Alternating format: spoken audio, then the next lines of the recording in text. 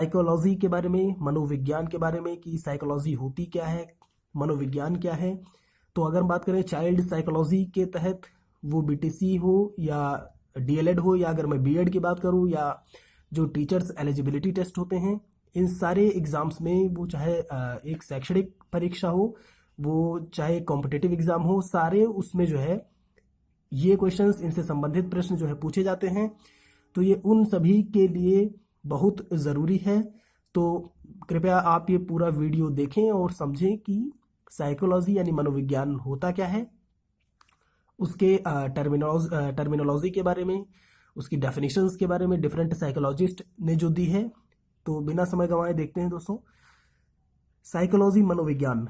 अगर हम बात करें इसके शाब्दिक अर्थ की, तो जो मनोविज्ञान बताता है, अगर मैं मनोविज्ञान का संधि विच्छेद करूं, तो मन प्लस विज्ञान जो है हमको देखने को मिलता है। कहने का मतलब है जो मन का विज्ञान है वही मनोविज्ञान होता है।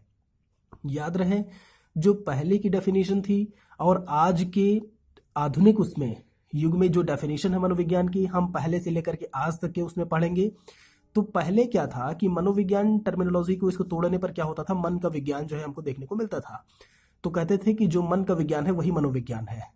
ठीक है, आगे हम बात करते हैं इसमें कि मनोविज्ञान जो शब्द है वो अंग्रेजी के साइकोलॉजी से बना हुआ है। ठीक है, ये है साइकोलॉजी, PSYCHOLOGY।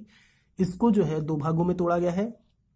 इसमें हम इसको साइकी पढ़ सकते हैं या साइक कुछ भी पढ़ सकते हैं, PSYCHE और प्लस लॉगिया या लॉजिया करके है। ठीक है, तो इस वाले वर्ड का मतलब हुआ ब्रीद, सोल या स्पिरिट, जिसको हम आत्मा बोलते हैं। ठीक है, ये आत्मा वाली बात हो गई। वही अगर मैं लॉगिया लॉजिया की बात करूं तो इसका मतलब होता है स्टडी ऑफ समथिंग, किसी चीज का अध्ययन करना। तो अध्ययन करना ये आएगा, और ये क्या हुआ, आत्मा। तो एक तरीके से ये भी कहते हैं, एक तो ये हो गया कि मन का विज्ञान जो होता है, दूसरा है कि आत्मा के विज्ञान का अध्ययन करना, या आत्मा का अध्ययन करना क्या कहलाता है, मनोविज्ञान। तो ये ट्रेडिशनल उसमें बात हो गई। धीरे धीरे बढ़ते हैं अपने आधुनिकता की तरफ। इसमें देखते हैं कि इसकी जो डेफिनेशन है इसी के बेस पर, कि वह विज्ञान जिसकी मदद से आत्मा का अध्ययन किया जाता है। लेकिन आधुनिक मनोवैज्ञानिक इस परिभाषा को स्वीकार नहीं करते हैं, बल्कि दर्शन शास्त्र यानी फिलॉसफी से पृथक एक नवीन विषय के रूप में स्वीकार करते हैं। कहने का मतलब है जो फिलॉसफी सब्जेक्ट है उसको, उसका एक जो है ऐसे पृथक एक नवीन विषय, इससे अलग एक नया विषय मानते हैं ये साइकोलॉजी को। जो कुछ मनोवैज्ञानिक है आधुनिक, ये कहते हैं कि नवीन विषय रूप में अपने अस्तित्व बना सके, जिसका क्रम निम्नवत प्रकार से है। कहने का मतलब है वो कुछ इस प्रकार से बताते हैं मनोविज्ञान को। अब देखते हैं कि पहले किस तरीके से अध्ययन, किस चीज के अध्ययन को हम मनोविज्ञान बोलते थे, और फाइनली जाके हम जाकर के जो है हमको जो मिला, यानी कि मनोविज्ञान असलियत में है क्या, तो उसके बारे में इसमें देखते हैं। सबसे पहले जो आया, जैसा कि मैंने अभी जो संधि विच्छेद करके उसमें देखा था साइकोलॉजी के, उसमें कि आत्मा का अध्ययन। तो सबसे पहले क्या था कि आत्मा के अध्ययन के रूप में। ठीक है, तो इसमें क्या था कि नाम के अनुरूप इसे शुद्ध शुरू में जो है आत्मा अध्ययन के रूप में इसे माना जाता था। लेकिन आत्मा को किसने देखा है, आत्मा कैसी होती है, आत्मा क्या करती है, कहाँ रहती है, इन सभी प्रश्नों के बारे में विवाद खड़ा हो गया। तो इसमें क्या हुआ कि इसके फलतः जो मनोवैज्ञानिक थे उन्होंने इस परिभाषा को नकार दिया। भाई, किसी चीज के अस्तित्व के बारे में हमको पता ही नहीं है और हम कहते हैं कि यह वही विज्ञान है। ठीक है, तो वो तो एक तरीके से इलॉजिकल हुआ, अतार्किक चीज है। तो आत्मा के जो विज्ञान के रूप में था या आत्मा के अध्ययन के रूप में, उसको नकार दिया गया। आगे बात आई मन के विज्ञान के रूप में। उसके पश्चात क्या हुआ, आत्मा के बाद जो है मनोवैज्ञानिकों ने इसे मन के विज्ञान के रूप में माना। लेकिन पुनः फिर से सवाल उठ खड़े हो गए कि मन क्या है। ठीक है, किसी के मन में क्या चल रहा है। ठीक है, ये सारी चीजें कि मन है क्या, किसी के मन में क्या चल रहा है, कैसे पता चलेगा। तो इन सारे सवालों का जवाब भी मिलना जो है मुश्किल था। तो इस तरीके से जो मनोवैज्ञानिक थे उन्होंने जो मन के विज्ञान के रूप में मनोवैज्ञानिक की परिभाषा को जो है फिर से नकार दिया। आगे आया इसमें चेतना के रूप में, कि जो मनोविज्ञान है वो चेतना का विज्ञान है एक तरीके से। तो इसमें विलियम वुंड करके थे। ठीक है, और ये सिली, विलियम जेम्स, ये सारे वैज्ञानिक जो है इसे कहते हैं कि चेतना के तहत रखा किसको, मनोविज्ञान को। लेकिन सभी दार्शनिकों को एक मत नहीं कर सके, क्योंकि अगर मैं चेतना की अवस्थाओं की बात करूं तो इसमें चेतना अचेतन और अर्धचेतन के रूप में जो है होती है। अचेतन भी होता है, अर्धचेतन भी होता है और चेतना भी होती है। तो अचेतन और अर्धचेतन के रूप में जो है मानव का अध्ययन नहीं किया जा सकता। कहने का मतलब है चेतना मतलब जागृत की अवस्था, ठीक है। अर्धचेतन मतलब आप एकदम से सोए से हैं, ठीक है, मतलब बिल्कुल भी एक तरीके से नेगेटिव उसमें है, जो है इनएक्टिव मोड में है।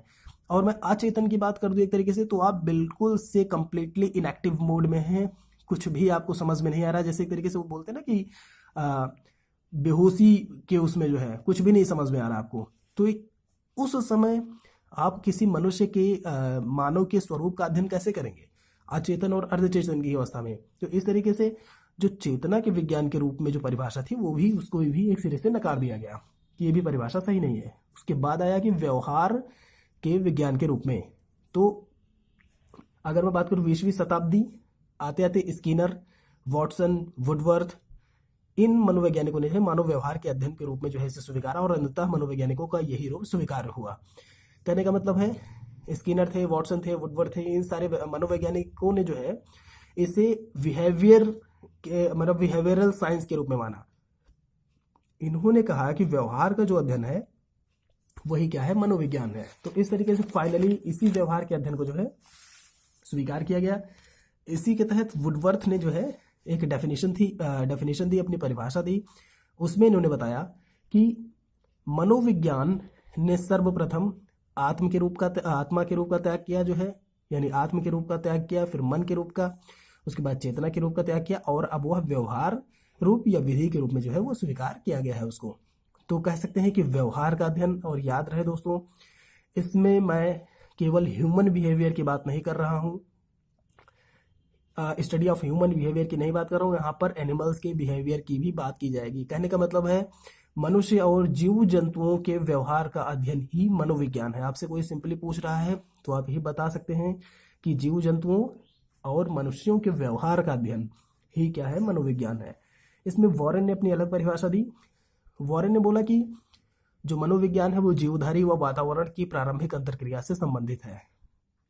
उन्होंने बोला जीवधारी में आपके जीव जंतु भी आएंगे, ठीक है, और आपका मनुष्य भी आएगा, उसमें आपके पशु पक्षी सारे के सारे इंक्लूड होंगे जीवधारी में, और उनका वातावरण के साथ अंतरक्रिया से संबंध, ठीक है। कहने का मतलब है अंतरक्रिया से संबंध, कहने का मतलब है एक जीव जंतु है उसके एनवायरनमेंट के साथ में क्या रिलेशनशिप है, उस चीज को बताता है मनोविज्ञान, ठीक है। साइकोलॉजी उस चीज को बताता है। तो कहने का मतलब है ये जो डेफिनेशन है वो इस तरीके से बताती है, जैसे मान लीजिए कि आप किसी और वातावरण में रहते हैं और आप दूसरे किसी और जगह पे जाके कोई और वातावरण अगर आपको मिलता है तो आप उसी के अकॉर्डिंगली अपने आप को ढाल लेते हैं। तो वो बताता है संबंध, अंतरक्रिया से संबंध। नेक्स्ट अगर हम इसमें बात करें, अतः इस प्रकार हम कह सकते हैं कि मनोविज्ञान वह शैक्षिक व अनुप्रयोगात्मक विद्या है, यानी कि जो एप्लीकेशन वाली वो है विद्या है, जो प्राणी यानी कि मनुष्य और जीव दोनों को इंक्लूड किया है इसमें, जो प्राणी की मानसिक क्रियाओं, अनुभवों व व्यक्त व अव्यक्त दोनों प्रकार के व्यवहारों का एक क्रमबद्ध व वैज्ञानिक अध्ययन करती है। अब इसको समझते हैं, जो डेफिनेशन से ब्लैक पेन से मैंने लिखी हुई है इसमें है कि मनोविज्ञान वह शैक्षिक व अनुप्रयोगात्मक विद्या है, ठीक है, एजुकेशनल एक तरीके से जो ज्ञान है ये, जो कि किससे संबंधित है, आपका मनुष्य और जीव जंतु सारे उससे के मानसिक क्रियाओं, उनकी बौद्धिक क्रियाएं, उनकी जो मेंटल एक्टिविटीज है, मेंटल प्रोसेस है, उनसे अनुभवों, जो उनका एक्सपीरियंस है उनका, वह व्यक्त तथा अव्यक्त जो वो एक तरीके से जो शो करते हैं, जो शो नहीं करते हैं, जो रिप्रेजेंट करते हैं और जो रिप्रेजेंट नहीं करते हैं, याद रहे दोनों को ही इसमें इंक्लूड किया जाएगा। दोनों प्रकार के व्यवहारों का एक क्रमबद्ध, यानी कि व्यक्त और अव्यक्त दोनों प्रकार के व्यवहार जो उनके बिहेवियर्स होते हैं का एक सीरियल में वैज्ञानिक अध्ययन करती है। कहने का मतलब है एक साइंटिफिक जो है स्टडी करती है।